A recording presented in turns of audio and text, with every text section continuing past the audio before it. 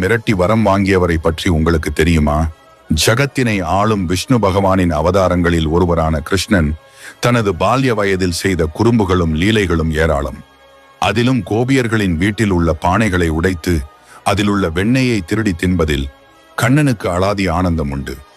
அப்படி ஒரு முறை கண்ணன் வெண்ணெயை திருடி தின்ற விஷயம் கேள்வியுற்ற அவனது தாய் யசோதை கண்ணனை தேடிக் கொண்டிருந்தாள். இதை அறிந்த கண்ணன் ததிபாண்டன் எனும் நண்பனின் வீட்டில் சென்று மறைந்து கொள்ள இடம் கேட்டார். உடனே ததிபாண்டனும் கிருஷ்ணரை ஒரு தாழியினை கொண்டு மூடி வைத்து விட்டார்.